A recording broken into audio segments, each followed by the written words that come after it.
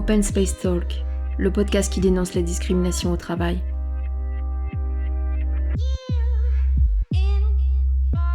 Salut les Open Space Talkers, je suis ravie de vous retrouver pour partager ce nouvel épisode de ma belle rencontre avec Thérèse. Ensemble, nous avons discuté de son parcours et de ses diverses professions. Musicienne, chanteuse, styliste et militante, Thérèse refuse qu'on la mette dans une case.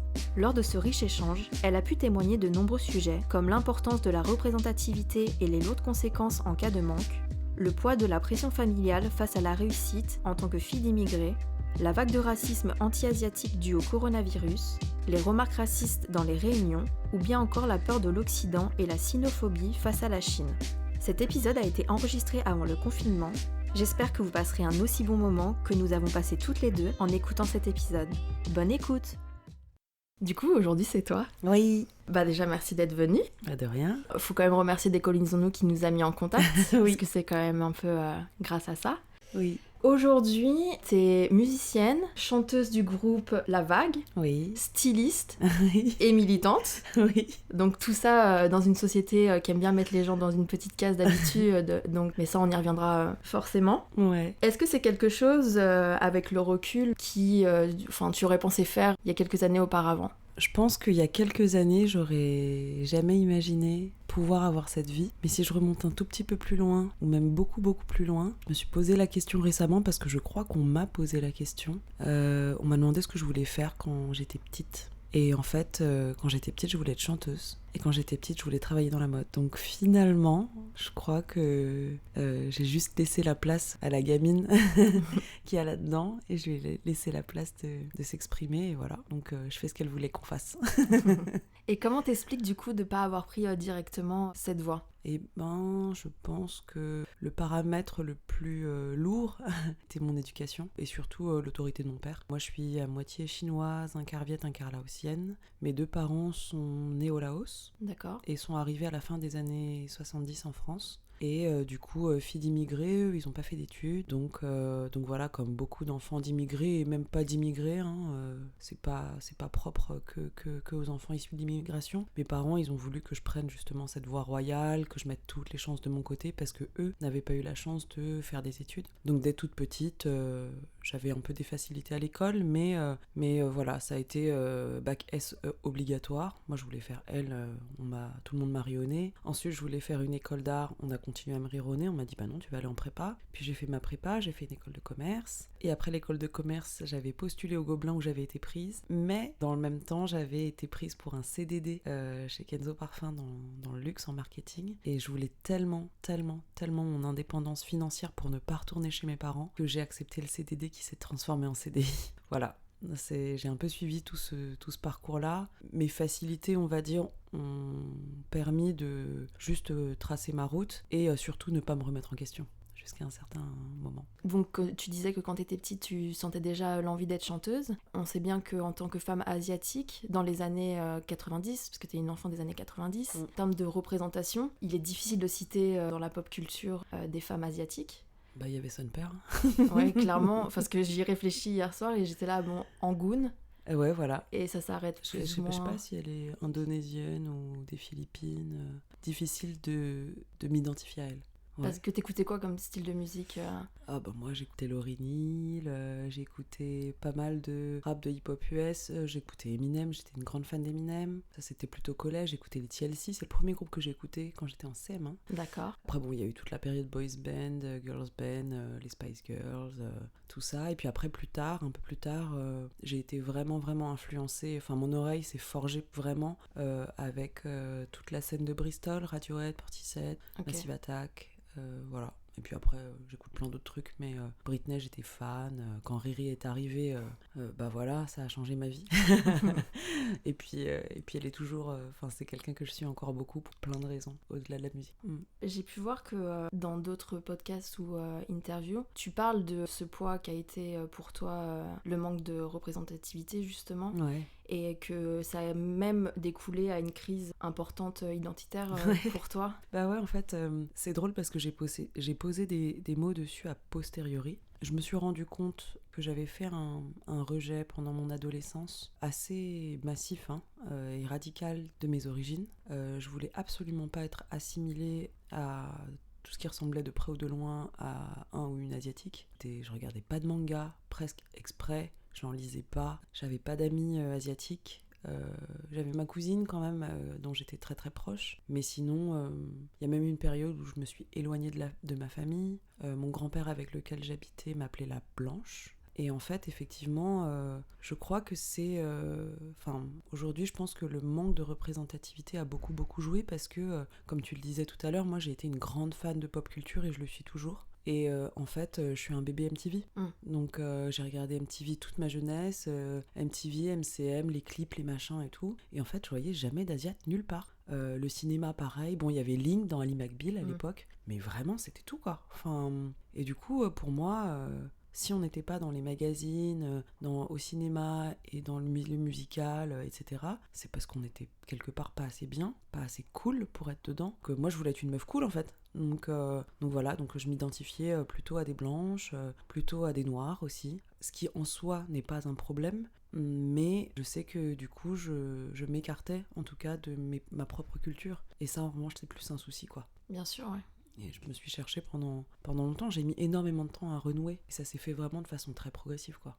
Et comment t'as eu le déclic en fait? Comment tu penses qu'il y a eu une prise de conscience? Parce que ça a forcément joué sur le fait qu'il y a eu un manque certainement de légitimité, de confiance en toi sur plein de choses et dans tes choix personnels de vie aussi. Parfois j'avais l'impression de jouer un peu la comédie. Et c'est bizarre, mais j'avais l'impression de jouer la blanche dans ma famille. Et même auprès de mes amis et qu'il y avait une partie de moi en fait que je ne révélais pas, et pour une raison qui m'était totalement inconnue, quoi. Et en fait j'ai renoué par plusieurs choses. Le premier déclic, ça a été quand je suis arrivée en école de commerce, je me suis rendu compte que le chinois c'était une LV2.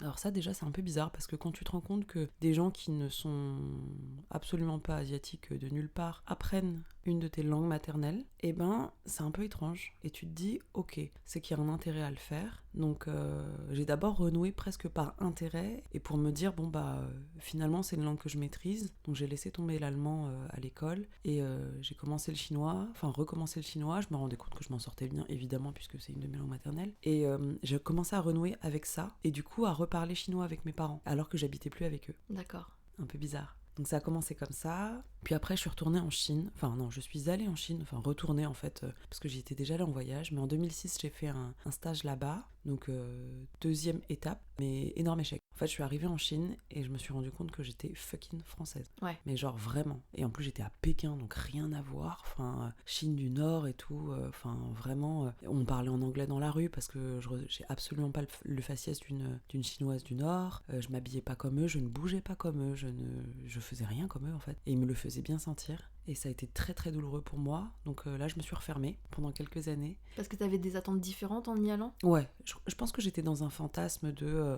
retour à quelque chose, aux origines, j'avais un fantasme en tout d'être cas. Acceptée telle que t'étais aussi peut-être? Ouais, complètement. Et en rentrant de ça, je me suis dit ok, donc je ne suis pas chez moi là-bas, je ne me sens pas totalement chez moi en France, en fait chez moi c'est où?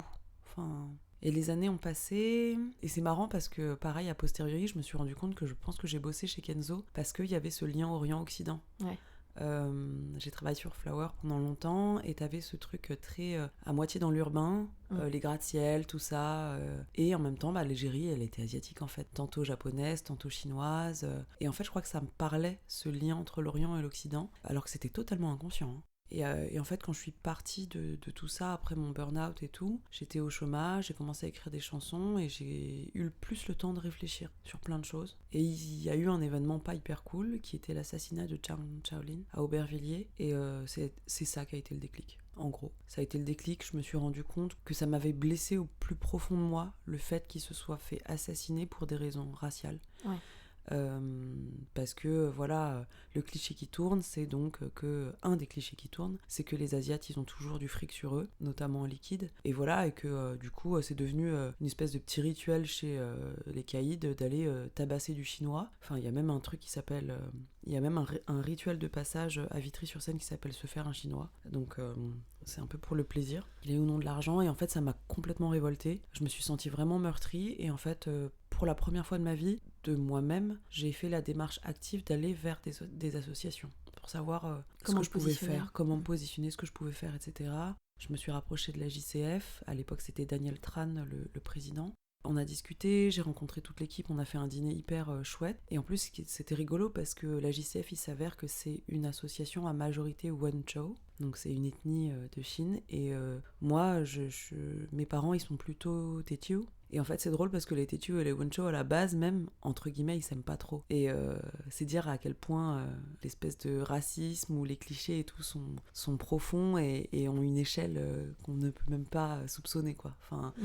On est raciste de son voisin en fait, enfin, genre, c'est un peu l'histoire de l'humanité. Et moi ça m'a fait du bien de rencontrer ces gens parce que je me suis rendu compte effectivement qu'on avait des points de divergence culturelle, mais qu'on avait aussi énormément de similitudes et qu'en fait le combat en France était commun quoi. Enfin, et donc ça m'a ouvert au One finalement cette soirée-là. Et ensuite Daniel m'a parlé de Grassley. Oui. Il fallait que je la rencontre, etc. On n'arrivait pas trop à prendre rendez-vous et finalement je l'ai rencontrée par hasard à Montreuil, à la Marbrerie, lors d'un événement afroféministe. Enfin voilà. Donc, et puis de là, c'est passé plein de choses, ça reste entre nous. Le tournage sur Y2TV, la rencontre avec toute cette équipe. Le même soir, il y avait la soirée du Nouvel An de l'année dernière à Hôtel de Ville où j'ai rencontré bon nombre de militants ou de figures asiatiques de France. Et voilà, et puis depuis l'engagement dans le militantisme et comment dire, cette espèce de... J'ai raccommodé un bout de mon bras, de ma jambe, mon oreille, je me reconstitue, je suis plus entière quoi. Et c'est plutôt cool. J'ai l'impression que cet événement qui est dramatique a vraiment permis à la communauté asiatique, tout comme toi, de se révolter et de enfin dire ce qu'ils vivaient en silence, cette violence, cette douleur qu'est le racisme et le racisme ordinaire sur cette communauté, et de vraiment vouloir se visibiliser de plus en plus parce que on a tendance à dire que les Asiatiques sont discrets, qu'on les entend pas, mais c'est par défaut. Et du coup, ce qui se passe là actuellement, c'est plutôt beau et c'est bien de le continuer quoi. C'est hyper émouvant parce que je sens qu'on est en train de vivre un truc qui est assez fort, en tout cas dans l'histoire des Asiatiques de France, et même, je dirais, d'Occident, plus globalement. Moi, personnellement, j'ai jamais été le genre de personne à fermer ma gueule. Je sais pas faire. J'ai appris à m'assagir parce que d'ailleurs, même, je l'ouvrais trop avant. Moi, tu me dis Chinchung dans la rue... je t'insulte en fait. Et j'ai arrêté d'insulter les gens parce que je me suis rendu compte que c'était pas hyper efficace. En revanche, je n'ai aucun souci et je prends un malin plaisir à les mettre devant leurs conneries. Et je pense qu'il faut continuer à le faire. En revanche, je me suis rendu compte que c'était beaucoup une question de personnalité et que en fait, en rencontrant ces gens d'associations, etc., je me suis bien...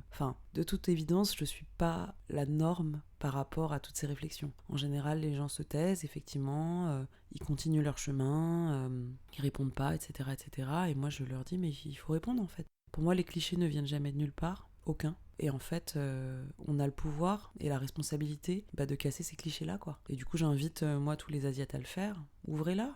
Soyez pas forcément méchants, violents, stupides, mais répondez, quoi. Défendez-vous. C'est normal, c'est légitime, et c'est même agréable. De se dire, ouais, en fait, traite-moi d'égal à égal, envoie-moi de la connerie, si tu veux, je t'en renverrai, quoi. En fait, les gens le font pas forcément par pur racisme. Je pense qu'il y a... Au-delà de ça, il y a énormément de bêtises et une espèce de confort parce que les Asiates, etc., etc., quoi. Et puis il y a aussi cette culture populaire de l'humour qui a beaucoup joué sur les stigmates et les clichés et dont la communauté asiatique est la cible et qu'on avait pu voir le plus récemment avec Gad Elmaleh et Kev Adams, où les gens n'ont pas forcément compris, on ressort toujours l'excuse de « ah c'est bon, on peut plus rien dire, c'est qu'une blague », etc. Mais c'est important de montrer à quel point ce genre de blague peut avoir une influence sur une vie, une construction de vie. Bien sûr, en fait cet humour-là, il est banalisé, complètement banalisé, il est normalisé, tu peux rigoler dessus, mais si on prend juste 2 secondes pour se mettre à la place d'un Asiatique qui subit ça, je sais pas, moi, vous allez voir un ou une noire dans la rue, vous allez pas lui dire « Hey, salut Bamboula », non. En France, en tout cas, aujourd'hui, on n'espère pas. On n'espère pas, mais je veux dire, il est admis, je pense, communément admis, que de faire ça à une personne noire, c'est scandaleux. Et tout le monde le dira. Après, il y a peut-être des gens qui le feront parce qu'ils sont racistes. Mais je veux dire, tout le monde... On dit pas « Ah, ça va, c'est de l'humour ».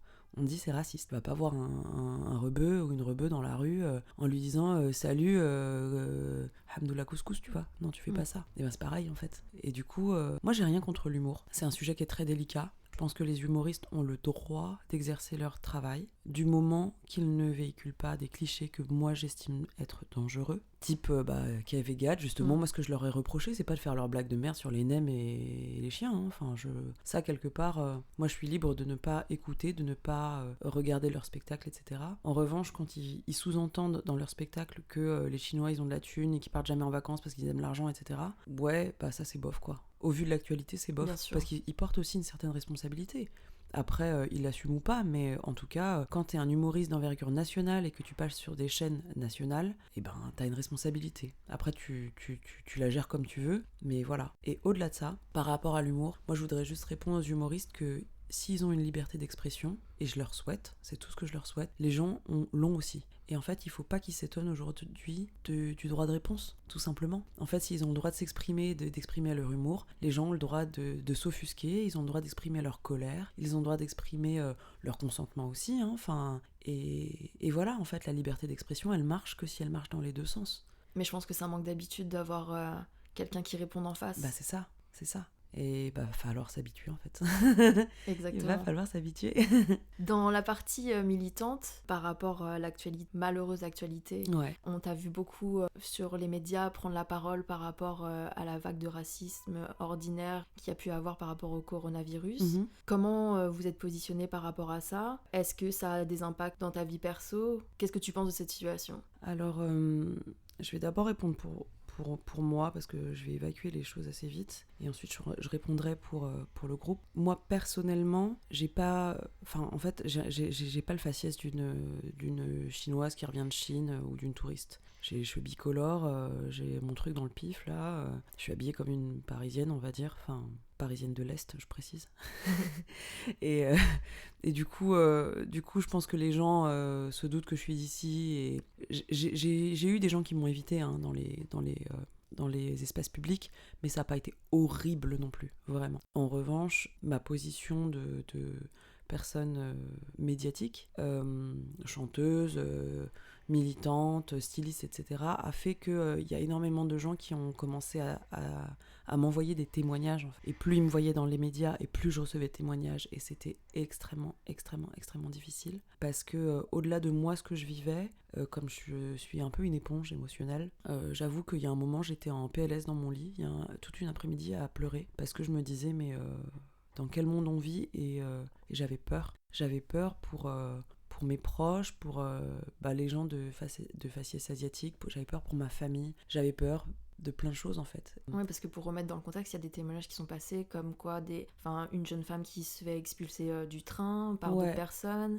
des insultes dans la rue. C'est ça. C'était des choses, enfin les personnes qui appellent le SAMU aussi pour signaler des personnes asiatiques. Qui se mouchent ou savoir s'ils pouvaient continuer à manger asiatique ou ils ont reçu un colis en provenance de la Chine, est-ce que je peux vraiment l'ouvrir ? Enfin, on est parti vraiment sur une psychose totale. Oui, quoi. Voilà. Et ça, quelque part, moi je la comprends, la psychose, la peur et le principe de précaution, ça, quelque part, je le comprends et je l'ai compris assez vite et au bout de 2-3 jours, je me suis dit, ok, ça va pas être cool pendant quelques mois, mais il va falloir que tu prennes sur toi parce que sinon, tu vas plus avoir envie de sortir de chez toi. Et ce racisme ordinaire, si tu veux, moi je l'ai malheureusement un peu intégré et j'ai juste sorti mon bouclier de résilience en me disant tu sais ce que tu vaux, ça va le faire. En revanche, ce qui m'a vraiment vraiment mise très très mal, c'est pas le racisme ordinaire, c'est le racisme extraordinaire. C'est-à-dire que moi, ce que j'ai entendu et les témoignages que j'ai reçus, c'est des gamines qui se font frapper à l'école. C'est pas le mec qui t'évite dans le métro, t'es à l'école, t'as 5 ans, tu vas à l'école, t'es en maternelle et tu te fais frapper par des CM2 parce que t'as un faciès d'asiatique et pourtant tu vas à l'école tous les jours, tu n'as pas été en Chine, tu vas à l'école tous les jours depuis le début de l'année scolaire ou peut-être depuis 5 ans, enfin t'es toujours dans la même école, dans un patelin où tout le monde te connaît et en fait voilà, tu te fais lyncher à l'école et c'est pas du tout la seule. Hein. J'ai reçu énormément de témoignages. J'ai vu sur Twitter une nana qui s'était faite arracher les cheveux, griffer au visage. Voilà, mais juste parce qu'elle était asiatique, parce que les gens ont besoin de se défouler, quoi. Et ça me fait vraiment, vraiment très mal. J'essaie de moins lire tout ça sur les réseaux sociaux parce que ça m'atteint vraiment beaucoup. En revanche, je fais le point une fois par semaine pour savoir où on en est, pour voir si ça se calme ou pas. Et pour le moment, pas vraiment.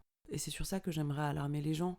Parce que, en fait, le coronavirus, c'est une excuse pour laisser les gens faire tout et n'importe quoi. Et ce que j'ai envie de faire, c'est aussi vachement de mettre les gens en face de ce qui se passe. Ce qui se passe aujourd'hui, c'est qu'on est dans une situation extrêmement tendue, économique, politique, etc. Et qu'on cherche en permanence un bouc émissaire. Si c'est pas les gilets jaunes, ce sera les Chinois pour le coronavirus. Si c'est pas les Chinois, demain, ce sera les Noirs pour je sais pas quoi. Et puis ce sera les Arabes, parce qu'il va y avoir une bombe qui va être posée quelque part. Et en fait, il y a un moment où il faut juste arrêter de se foutre sur la gueule les uns sur les autres et redescendre un petit peu et se dire ok, il y a des cons, il faut moins les laisser parler, il y a des gens bien, il y a des gens qui savent, il y a des gens qui ne sont pas racistes et vous, ouvrez-la, mais par pitié, mais ouvrez-la quoi. Parce que la majorité silencieuse, moi j'ai juste envie de l'agiter. En fait, sans vous, on s'en sortira pas quoi.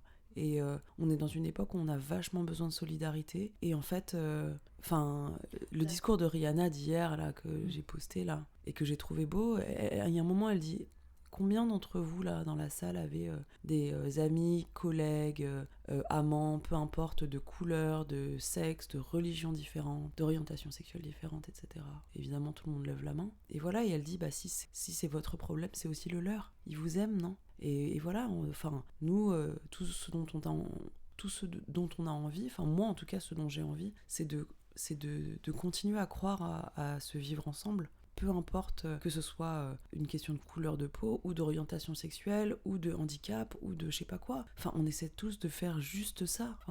Et c'est des problèmes de société, c'est pas des problèmes de communauté. Si on en faisait des sujets et des objets globaux de réflexion, justement, il y aurait moins de communautarisme. C'est parce que les communautés ont l'impression de se battre toutes seules contre le reste du monde que ça devient communautaire. Et qui est nécessaire, en fait, qui se crée pas juste pour on n'a pas envie de s'auto-stigmatiser, quoi. C'est ça. Moi, ça m'amuse pas d'être, je sais pas, moi, en tant que femme, sous-payée par rapport à des hommes. Aujourd'hui, c'est pas tellement le cas, je suis en freelance, mais je fixe mes tarifs. Mais bref, voilà, on n'est pas là juste pour nous se complaire dans tous les problèmes qu'on rencontre. On aimerait bien, nous aussi, ne pas en avoir. Qu'on nous traite bien, pas avoir peur quand on sort dans la rue. En tant que nana le soir, on aimerait bien... moi, j'aimerais bien ne pas me faire traiter de ching-chong dans la rue. J'aimerais bien que les... voilà, peu importe. J'ai des exemples, j'en ai des milliards.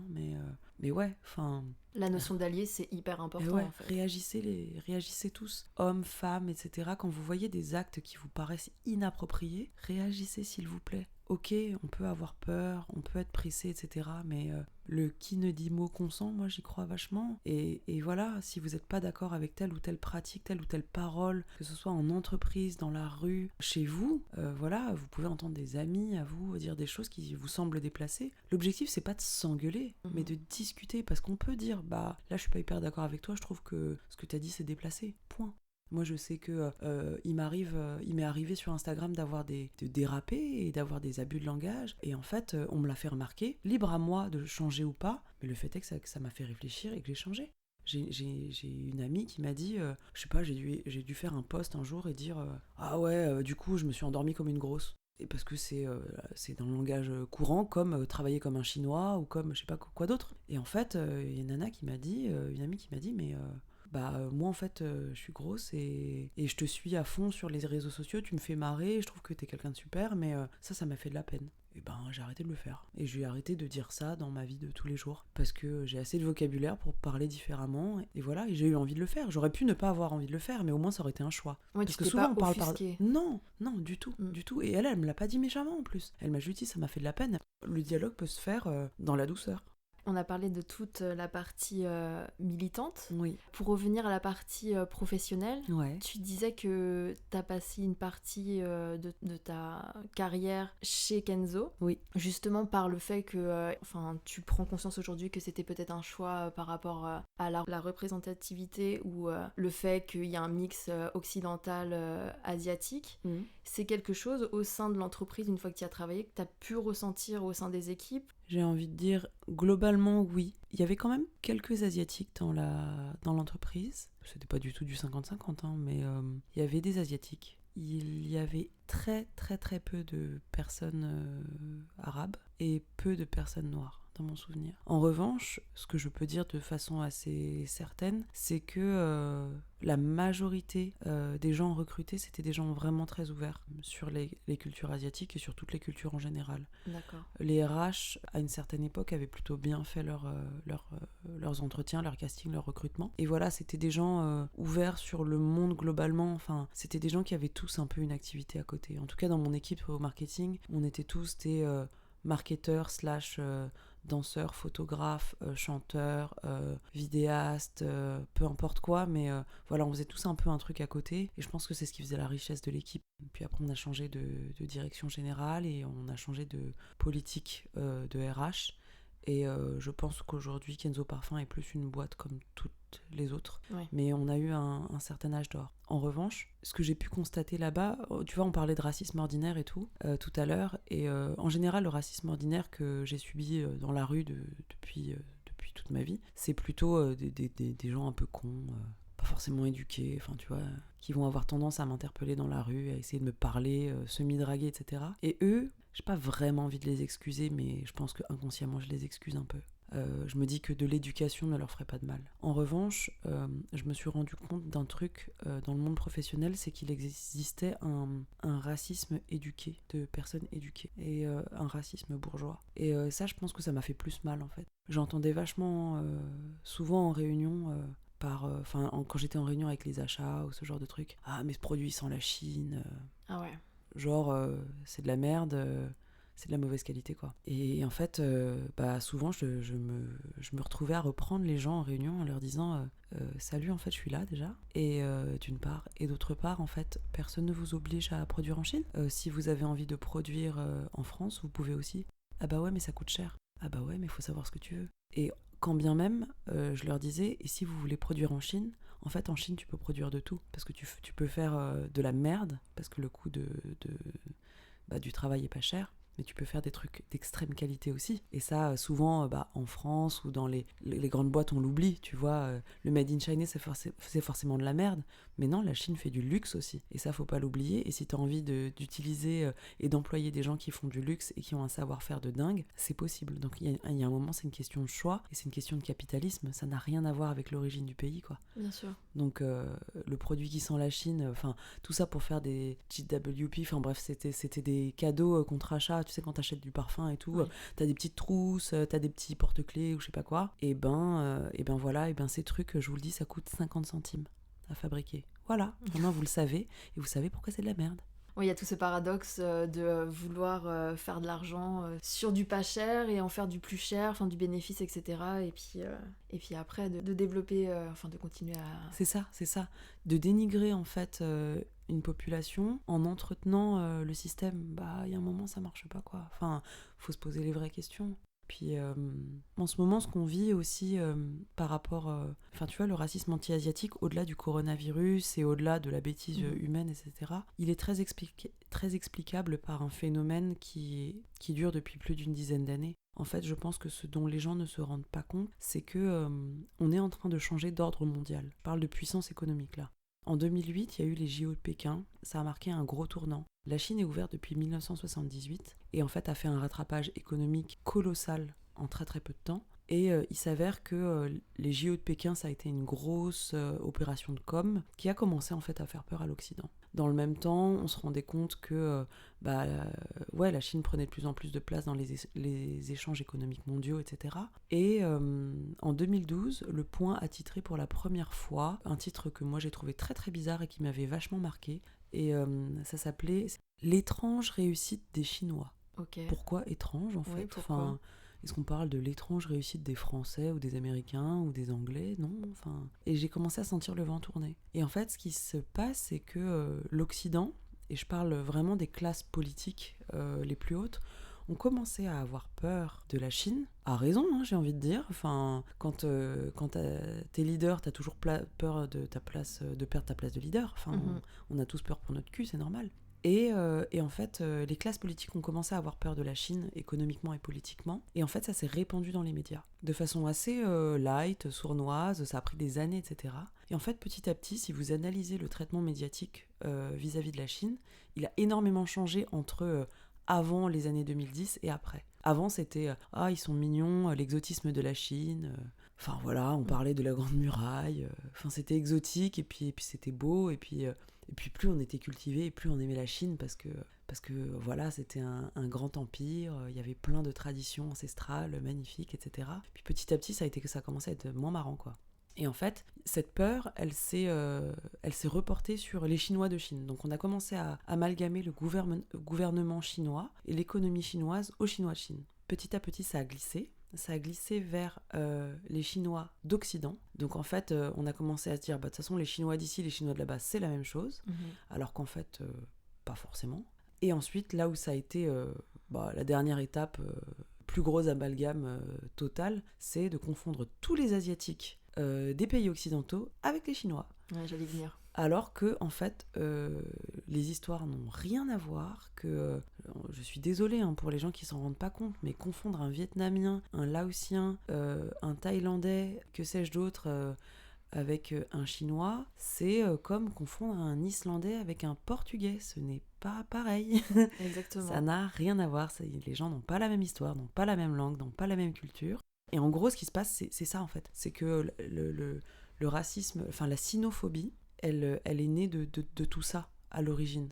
Au-delà du fait que, voilà, on a toujours peur de son voisin. Et ça rend la situation complexe. Et le racisme qui est pratiqué envers les Chinois, et je mets slash les Asiatiques, puisque justement l'amalgame est facilement fait, il s'apparente plus à de la xénophobie, et quelque part au sentiment que les gens pouvaient avoir vis-à-vis des Juifs, que le racisme envers les populations noires ou arabes, qui est plus un racisme de classe. Et ça, c'est dû à l'histoire, en fait. Parce que c'est pas le même rapport qu'on a avec ces pays-là. Et donc le racisme en France, en tout cas, vis-à-vis des pays noirs et arabes, est plus un racisme de classe, et c'est très différent par rapport aux Asiatiques. Et c'est peut-être pour ça aussi que parfois, les gens qui essaient de diviser justement les communautés disent ouais, mais essaient de hiérarchiser les racismes. Faut pas les hiérarchiser, et ça sert à rien, et c'est contre-productif.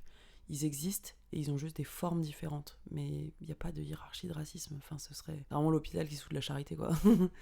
C'est encore diviser les personnes au lieu de les allier. Ouais. Exactement. Donc rassemblons-nous, personnes de toutes les couleurs, non racistes et qui ont envie d'universalité et d'universalisme. Et voilà, et les autres, il faut essayer de contrer leurs arguments et puis les faire parler moins fort, quoi.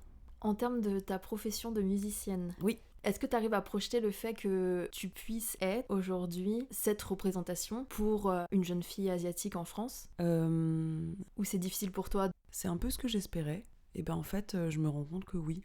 Parce que je reçois énormément de messages, en fait, sur Instagram, de personnes qui me disent merci de prendre la parole au sens large du terme, pas uniquement dans les médias et pas dans les podcasts, etc., mais vraiment de monter sur scène et de faire tout ça, en fait. Parce que, en fait, elles savent le poids de la culture, elles savent le poids de la famille, et elles me disent que j'ai eu beaucoup de courage pour faire tout ça. Et souvent, je leur réponds que c'est pas forcément du courage que j'ai eu, mais plus un instinct de survie. Et je crois que j'ai vécu le fait d'être zèbre, on en parlait tout à l'heure, comme une tare pendant longtemps. Et je me suis rendu compte que si ça avait pu être par moments un gros, je mets des gros guillemets, un handicap dans ma vie, ça a été aussi une force...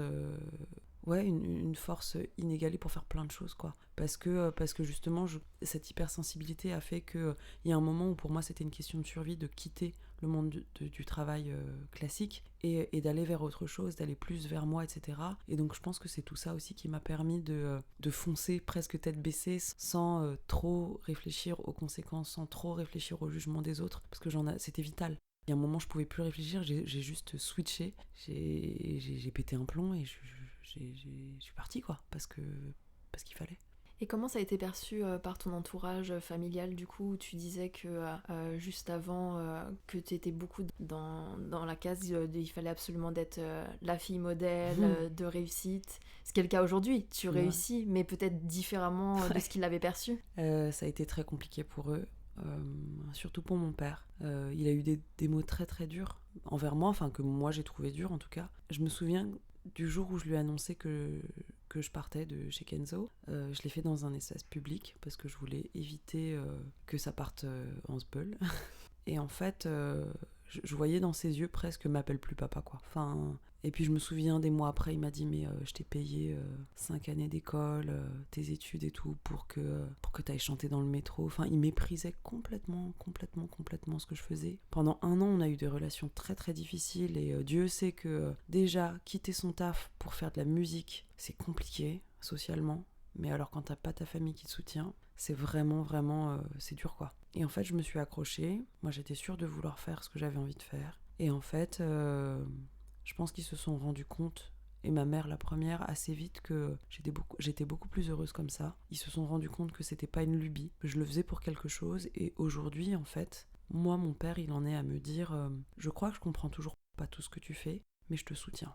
Et je pense que c'est le plus beau cadeau qu'un parent puisse faire à son ou sa gamine, quoi. Enfin, vraiment, voilà, on n'a pas la même histoire. Il s'est passé plein de choses pendant ces dernières années, c'est-à-dire que suite à un séminaire sur la peur que j'avais fait, je me suis rendu compte que j'avais des choses à régler avec mon père, comme beaucoup, c'est très commun. Et j'ai rétabli une relation d'adulte à adulte avec lui, et non de fille à père, en lui disant que je l'aimais pour la première fois de ma vie. Et en fait, ça a produit chez lui exactement la même chose. Le lendemain, il m'a dit qu'il m'aimait pour la première fois de sa vie. On a attendu 32 ans pour le faire. C'était beaucoup trop long. Et en fait, aujourd'hui, on est potes. On se parle librement d'adulte à adulte et je lui explique ma démarche et en fait je lui explique pourquoi je fais de la musique, je lui explique pourquoi je suis militante, je lui explique mes positions politiques et en fait on est dans un dialogue et moi je lui pardonne en fait de pas comprendre et je lui pardonne juste de pas comprendre en fait et je le remercie d'avoir fait tout ce qu'il a fait parce que sans ça j'en serais sûrement pas là aujourd'hui, quoi. Mais voilà, il y a un moment merci papa, t'as fait ton taf, merci maman, t'as fait ton taf, maintenant je vis ma life. Et c'est cool quand c'est accepté dans les deux sens, quoi. C'est le plus beau cadeau, quoi. Ah ouais, c'est clair. Et dans l'industrie de la musique, avec ton groupe, vous êtes indépendant ? On est sur un label indépendant. Ouais. On a un éditeur. Et c'est super, parce que être totalement en autoproduction, c'est très très dur, pour plein de raisons. Pour des raisons d'argent, premièrement, ça c'est une réalité. Et la seconde chose, c'est qu'il y a aussi énormément de choses. En fait, aujourd'hui, quand t'es artiste, tu fais tout. Enfin, tu dois faire de la musique, évidemment, des morceaux cool. Et à côté, t'as toute ta promo à faire, les réseaux sociaux qui te prennent un temps de malade, faire des résidences, faire du booking pour jouer, préparer ta stratégie marketing. T'es auto-entrepreneur. Ouais, t'es complètement entrepreneur, quoi. Et en fait, le fait d'avoir un label qui t'épaule, il t'aide à faire les demandes de sub, etc. Toute l'admin que moi personnellement je déteste, j'aime pas ça du tout, et puis aussi à te servir de miroir ou faire des ping-pong verbaux pour pouvoir avancer, parce que parfois t'es un peu tout seul dans ta tête et tu sais plus comment avancer, tu sais pas quel choix faire, t'as du mal à prioriser et aussi parce qu'il faut tout faire en même temps et bien, et donc c'est cool de pouvoir à la fois échanger et à la fois aussi déléguer des choses, quoi.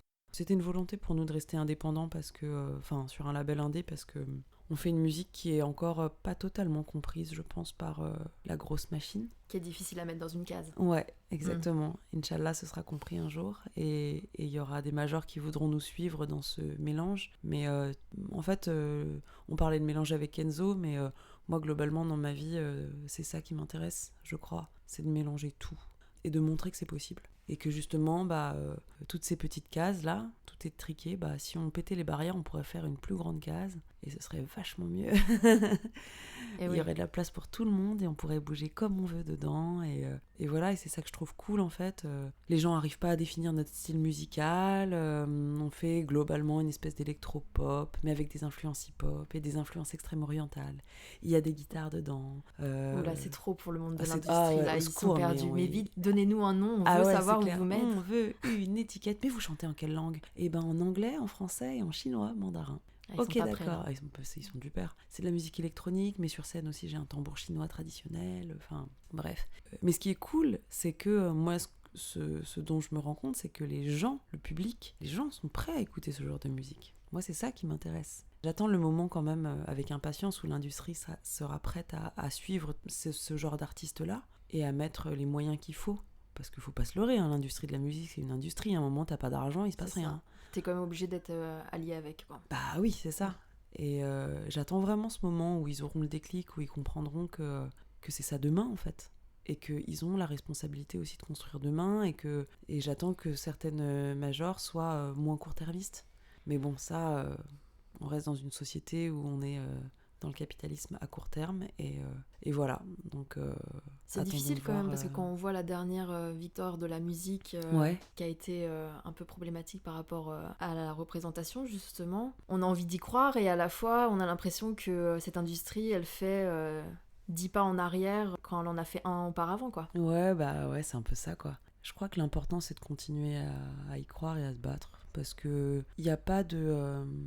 j'ai l'impression que de toute façon, il n'y aura jamais de situation parfaite, mais qu'on écrit l'histoire en avançant, et que la volonté de continuer à améliorer les choses témoigne quelque part d'une humanité qui devient plus consciente et qui s'élève au niveau mental, spirituel, etc. Et j'espère qu'on aura toujours des combats à mener, quoi. Enfin, c'est pas facile tous les jours, hein, mais je trouve ça chouette, ouais. Est-ce que tu aurais quelque chose à rajouter ? Ouais, en ce moment, j'ai réussi à résumer globalement mon motto de vie. Et je voudrais inviter les gens à ne pas gaspiller d'énergie, à détester les choses, les gens, etc. Et de garder cette énergie pour aimer plus. Je pense que le monde se portera mieux. C'est une belle conclusion. Merci beaucoup. Merci à toi. Merci d'avoir pris le temps de nous écouter. Si vous avez apprécié l'épisode, n'hésitez pas à soutenir le projet en laissant des likes et en partageant autour de vous. Ça nous aiderait énormément. Je vous invite également à suivre les divers projets de Thérèse sur son Instagram, T'es comme Thérèse. Je vous souhaite surtout de bien prendre soin de vous actuellement et de vos proches pendant le confinement. Et je vous dis à très vite pour le prochain épisode.